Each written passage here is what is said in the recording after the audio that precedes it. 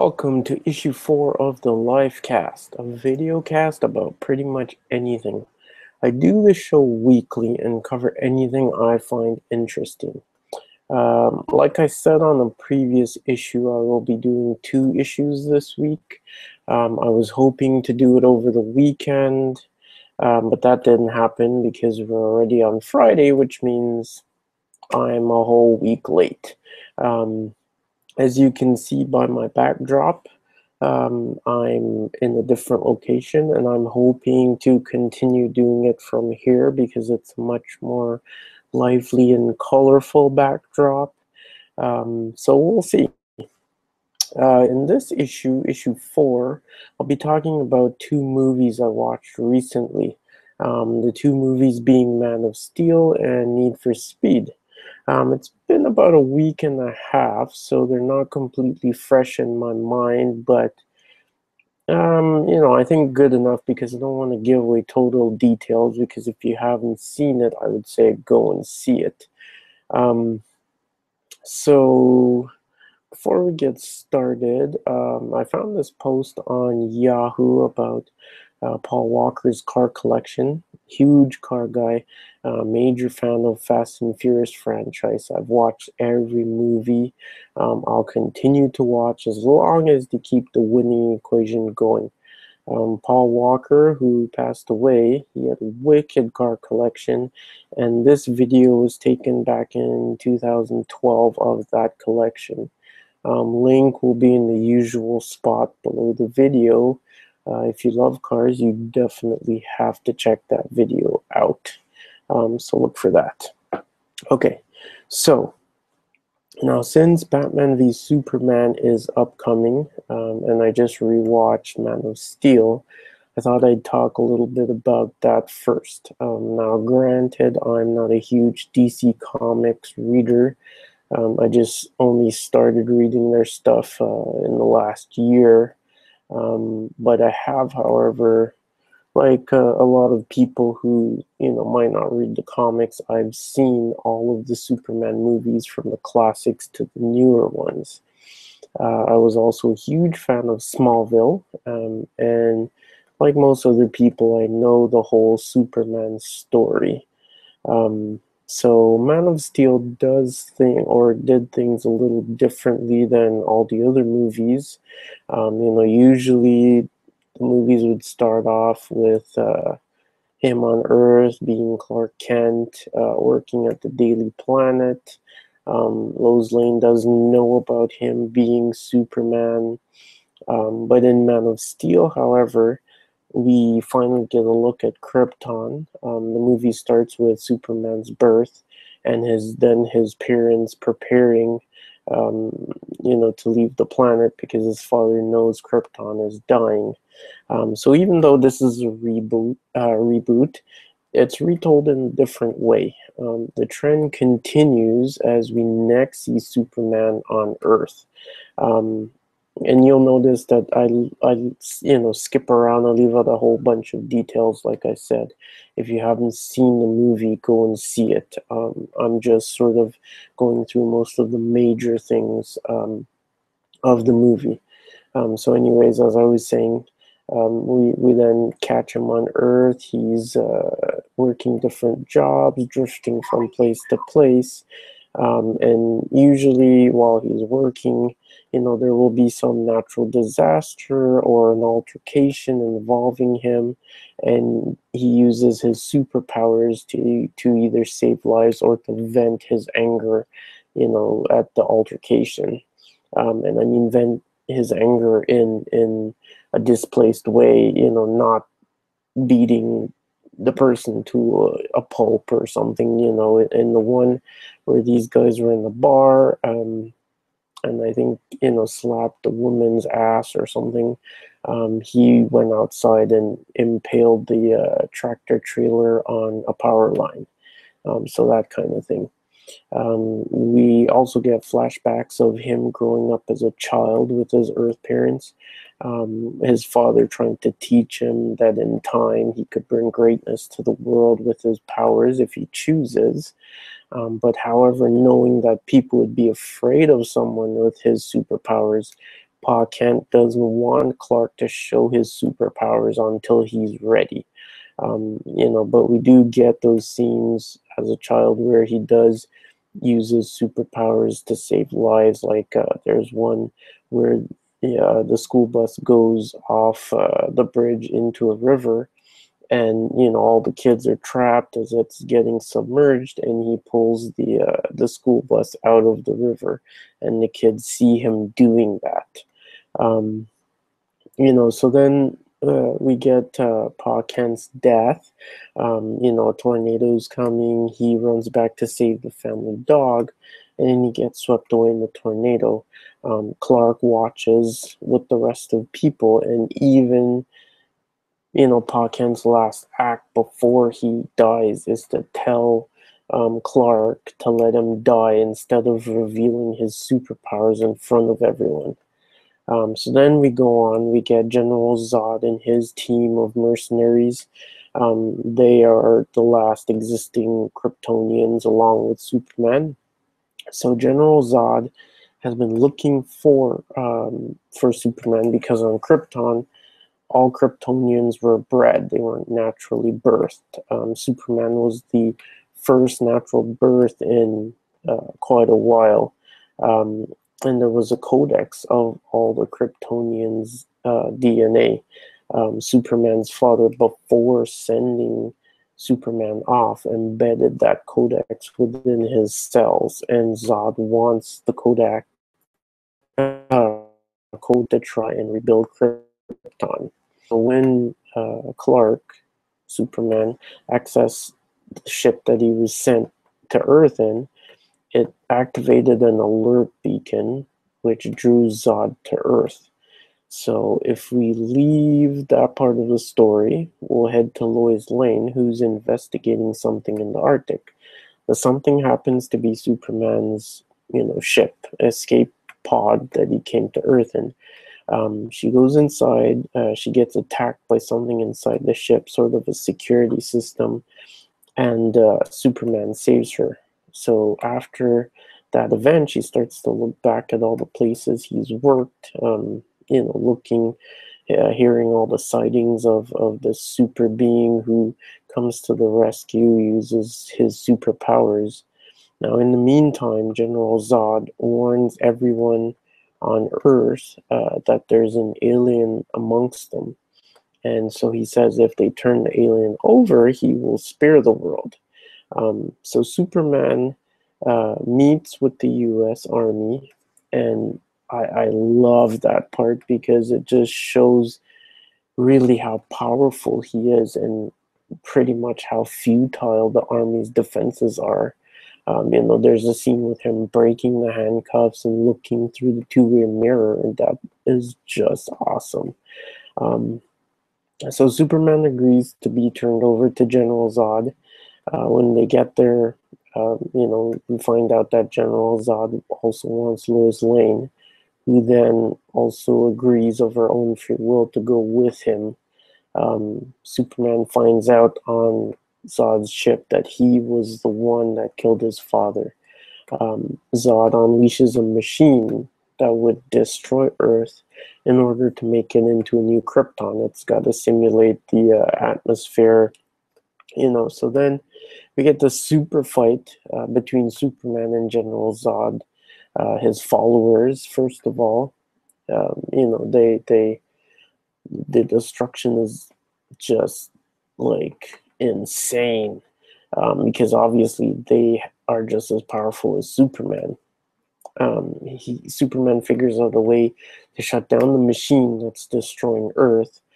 So then we get the final showdown between Superman and General Zod, and it's just another epic showdown with enormous amounts of destruction that pretty much culminates in Superman having Zod in a hold at a train station, and Zod uses his heat vision while Superman is restraining him. He shoots it at the family, basically threatening to kill them as it gets closer to them. And Superman's pleading with him to stop, but as the heat vision gets closer, Superman breaks General Zod's neck. After that, the movie ends with Superman joining the Daily Planet as Clark Kent. We get a look between Lois Lane, who obviously knows who he is, knows he's Superman. Um, you know, like I said, I left out a lot of details. Go see the movie, or get it, see it. Especially if you're gonna see Batman v Superman, because I think it'll sort of join things together for you. Now, I love this movie, as I said, because even though it's a retelling of the story, it's done in a different way with changes to the story. When the movie came out, I know everyone seemed to just go insane about two things. One, the fact that there was so much damage and obvious casualties from the fights between Superman and General Zod, and his General Zod's followers, and the fact that Superman wasn't made accountable for all that damage and the casualties. The other thing that people had a problem, um, and that was, I think, the biggest thing, was that Superman killed General Zod. I couldn't understand neither of these. Um, First of all, if you think about it, the fight is between superpowered beings. So, besides the fact that Superman is outnumbered, um, you know, people watching also expect him to minimize as much damage. He's fighting these guys who are trying to, destroy the world, and take him in and stuff. And, so really, what is he supposed to do? If you think about the casualties, in regards to the scale of the threat, and the fact that General Zod is trying to destroy the world and basically kill everyone, those casualties sort of pale in comparison to everyone in the world. Um, so the big thing for me, um, was the whole Superman killing General Zod. I don't see why anyone would have a problem. Like I said, this is my opinion of the movie, my thoughts. I'm not saying it's a review. I'm not saying, if you have a problem with that, I understand some people think it's against Superman's nature. We'll just agree to disagree, because I see it from a different side. The way I see it, here's General Zod. He kills Superman's father, like actual, you know, birth father. He threatened Superman's Earth mother. This is the person who he's grown up all his life. And on top of that, he's trying to destroy the whole world. So he's basically trying to kill all human beings. And on top of that, he's trying to kill this family. So the way I see it, he's super powered. I'm talking about General Zod. He's Kryptonian, like Superman. He had to make that decision, that snap decision. Um, you know, I've heard lots of people ask the same thing in regard to Batman. They think, how many lives has Batman caused to be taken by letting the Joker live? So why is it any different for Superman? I mean, if you think about it, if you let General Zod live, he's not gonna just General Zod's not just gonna give up. Oh, okay, I won't bother, trying to destroy the Earth now. I've reformed. I've seen my ways. Like, and apart from that, it's that snap decision he had to make. Here's this family that he's got to protect. For him, looking at it, General Zod has superpowers like him. He didn't have to do this, and this family doesn't have those superpowers. They're not able to take that, or escape at the speed of light, or anything like that. So he is protecting the weak against the stronger foe. Um, so I love the film. For me, those weren't, issues, and this film just makes me intrigued to see what happens in Batman v Superman. I'm thinking that the next issue that I do of the LifeCast will probably be about the trailer that was released at San Diego Comic-Con, which goes into Batman v Superman, because I have a few thoughts on that. That next issue will probably be over the weekend, just to sort of try and catch up on things since I'm a bit behind.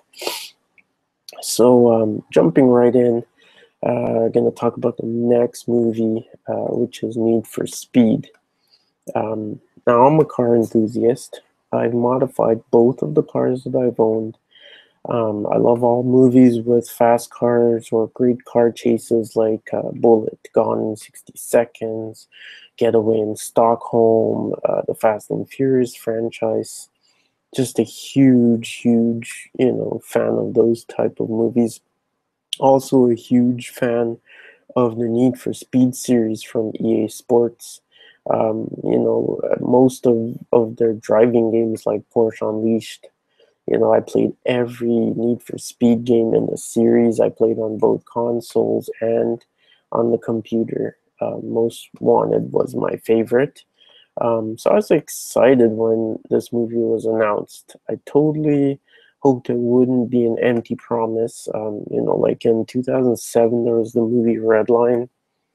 To me, that movie just seemed like they spent all their money on the cars and then everything else suffered. So, that was a bit of a letdown. So I was hoping this wasn't going to be kind of like that. But what I wonder, Need for Speed wasn't some critically acclaimed movie, but I was surprised that it didn't do better when it was released. I mean, where were all the car enthusiasts? Where were all the gamers? Because, I mean, this movie had exotic cars, classic cars, cars going fast. It's based on the game. So, you know, um, I don't know. I just wondered that I didn't understand, why it didn't do better than it did. So anyways, again, not going to go through, scene by scene of this movie, just going to go through sort of the main points. If it sounds good, see it.